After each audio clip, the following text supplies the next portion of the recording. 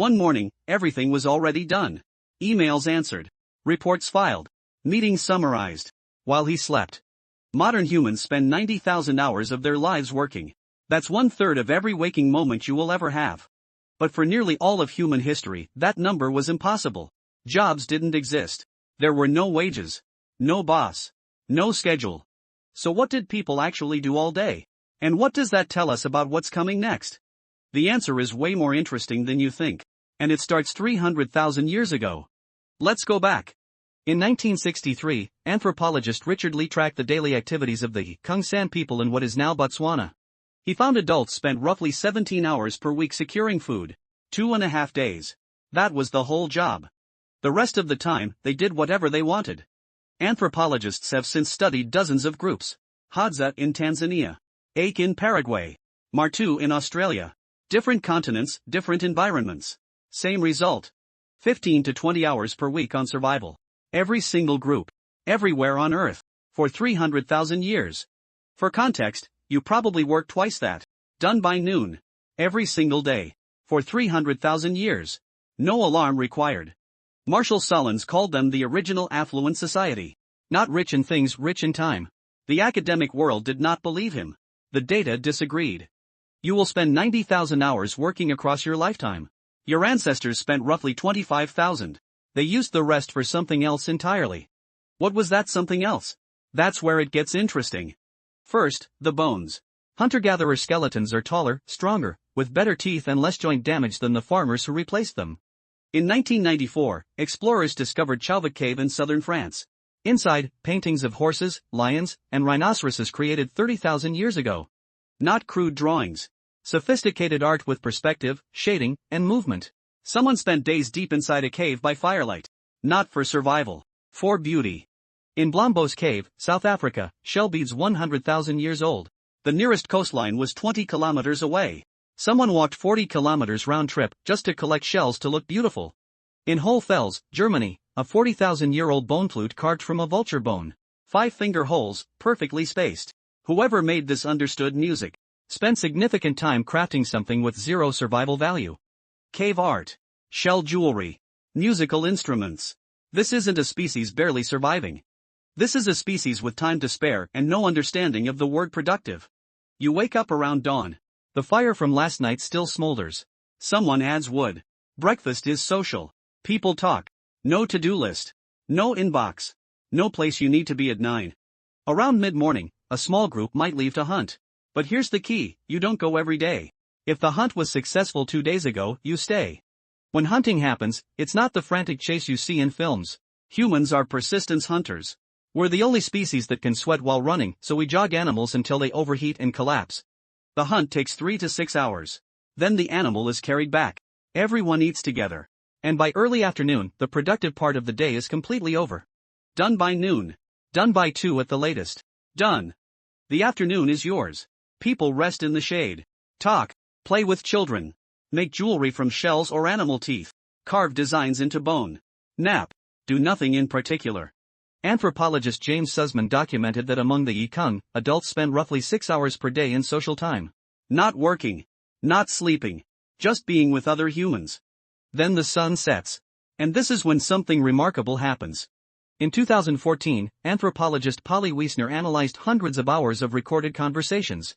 During the day, who saw tracks where, what's ready to harvest, complaints about fair sharing. At night around the fire, 81% of all conversations shifted to stories. Myths. Ancestors. Impossible things.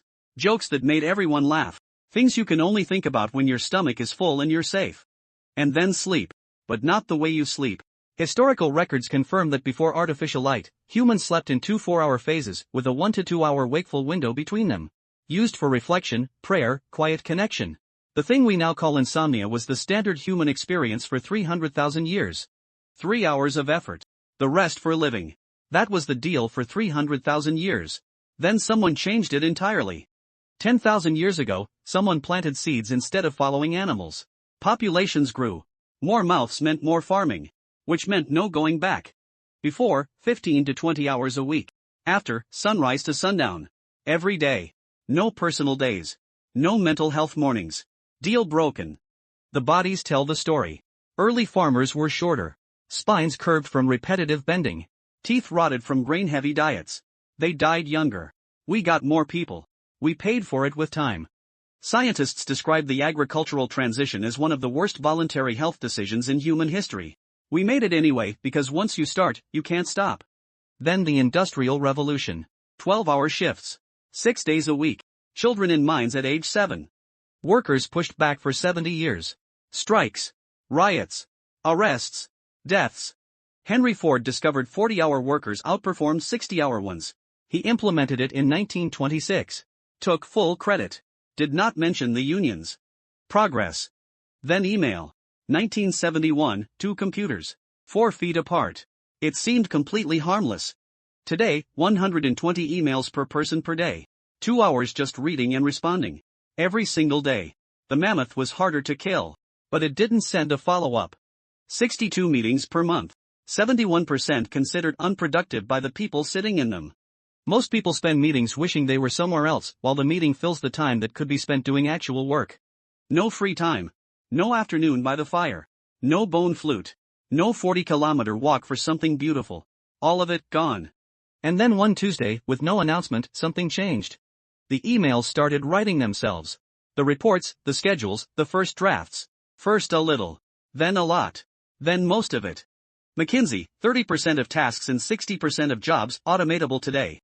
Not eventually. Today. AI isn't replacing human intelligence. It's replacing human administration. Everything that required a human only because we hadn't automated it yet.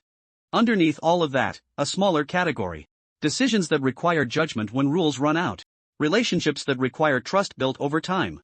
Care that requires someone to actually care. The AI can write the discharge summary. It cannot sit with someone at 3 in the morning and mean it. It can generate a strategy in seconds. But it cannot feel responsible when that strategy fails real people. Every meaningful human act costs something. AI has no skin in the game. Almost everything on the list got handled. Emails. Research. Schedules.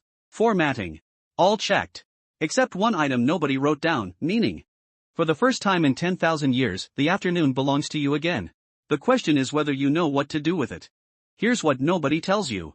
Work doesn't just give you money. It gives you 6 things simultaneously. A reason to get up. People to talk to. Purpose. Status. Identity. Regular activity. 6 things. 1 paycheck. Dangerously bundled. When work disappears, all 6 go at once. Not gradually. All at once. And the brain starts to soften. Studies of people who stopped working voluntarily with money, by choice, show the same pattern. Depression. Isolation. A specific grief. Not for the work, for the shape it gave the day. One long-term study, early retirees showed measurably faster cognitive decline than people who kept working into their late 60s. The brain needs problems to stay sharp. Remove the problems, it softens. The retirement party is wonderful. Month 1, incredible. You sleep when you want. You travel. You read things. Month 3 gets quieter. Month 6, you've reorganized every drawer twice. Month 9. Tuesday. 10 in the morning. Nothing expected. Nowhere to be. It feels like falling. Studies of major lottery winners, most return to work within 5 years. Not for money. Because they needed something to say when someone asked what they do. The AI transition is not retirement. But it rhymes. Same removal of structure. Same collapse of identity. Same question arriving at the kitchen table at 10 in the morning. Okay, now what? Every time technology disrupted how humans worked, freed time went somewhere. And where it went every single time tells you everything. Agricultural surplus freed people to build cities. Cities produced philosophy, mathematics, democracy. The wheat field became the lecture hall of Athens. Aristotle didn't hunt. He thought. We still quote him. Industrial efficiency created weekends. Weekends created cinema, organized sport, the road trip, the novel, the pop song. The surplus of the factory floor became rock and roll. That trade worked out. AI might give us something bigger than weekends. It might give us the entire week. 40 hours of administration handed back. The question is what we build with it. Maybe the answer was always obvious. Done with the necessities, they gathered and did the things that didn't have to happen. But happened anyway. Because they were human. Stories. Games. Music. Art nobody commissioned. Conversations that went nowhere useful and arrived somewhere important. These aren't distractions from human life. They are what human life is made of. The tasks were always just the price of admission. The cave painters 40,000 years ago pressed hands against stone walls, not because anyone asked, not for an audience, not for survival. They had time. And something in them needed the world to know they had been there. That impulse didn't change. It's still here. The AI is going to handle the paperwork. And when it does, maybe we'll finally remember what we were supposed to be doing all along. We were already living the life we're working our entire existence to retire into. We just forgot to write it down.